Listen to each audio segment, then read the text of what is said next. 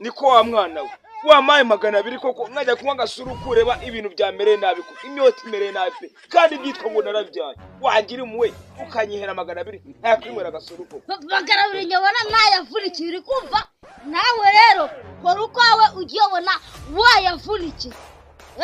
baravuga ngo ukibona yubusa cyite kiri to sinayagwa do ubu nagwa yama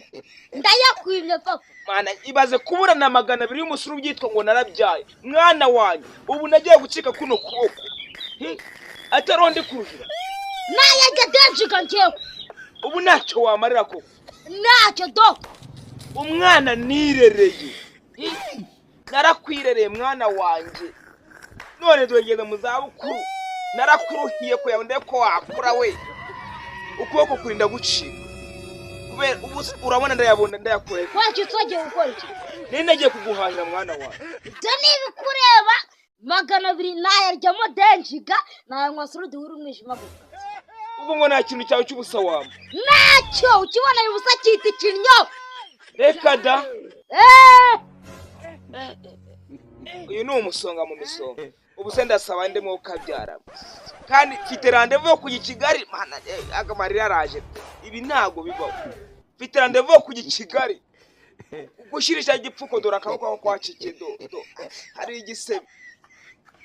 none nana 200 wamba nayo nijana kandi niwo dusigaranye muri iyi nzu ejo nene kuzanitabye Imana ukayisigaramo n'isamanye yose ukayisigaramo byose ukabisigara none unyimye na 200 mwana wa ndayakwimye wamaye 200 ngakuraga ibyanjye byose nukuri ko Imana byose nayagwa do reka nkubwire wambyara guzana hano ku isi mu miru utaye gusoma 200 ndayaruhira nahera kuyabura nkayarya denjika none subonye nzaguha ibyanjye byose uzabima we nabyo nzagwa niba unyimye 200 nutabima uzabireke nzabyifatira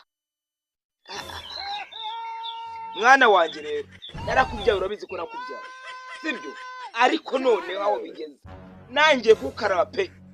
nere kwigwa mubara mu bana banjye kuko ntacyo bari ibyo nibikureba karaba mukarabe koko nkaraba mwana wanjye uri kwitera umuvumo ibyo ngibyo nago bindiho n'akantu na gato ayiwe none se ngaho genda rero umbwire wa mu matani aza ntware kugasima imvura yahisanye kwishakira umfungure ntabwo najya kumureba ntabwo wajyayo ntabwo najyayo aho bigeze uneye umujinya rwose nubwo ndakamuga bwose ariko tugiye guhangana ntabwo biravamo wagiye njyewe haguruka genda ujya kubwira uriya mu matari wa njye ntabwo najya genda wa mwana we